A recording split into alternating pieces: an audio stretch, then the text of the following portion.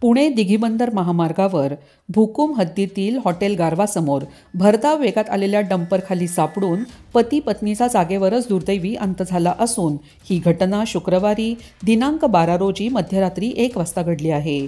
अनिल काळू सूर्यवंशी आणि त्यांची पत्नी प्रिया राहणार लवळेफाटा पिरंगुट तालुका मुळशी याचा या अपघातात जागेवरच दुर्दैवी अंत झाला आहे. अपघात झाल्यानंतर डंपर चालक फरार झाला आहे. या प्रकरणी अभिजित दत्तात्रय तरवडे राहणार पिरंगुट तालुका मुळशी मूळ राहणार बारागाव नांदूर तालुका राहुरी यांनी पौड पोलिसात फिर्याद दाखल केली आहे.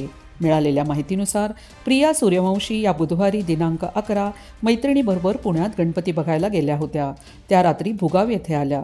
त्यांना घेण्यासाठी त्यांचे पती अनिल हे लवळे फाटा येथून भुगावला आले होते.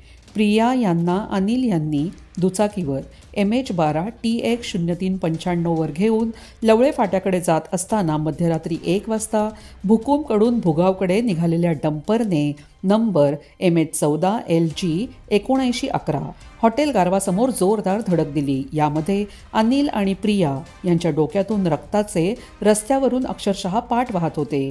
यामध्ये त्यांचा जागेवरच मृत्यू झाला. घटना घडल्यानंतर डंपर चालकाने तेथून पळ काढला.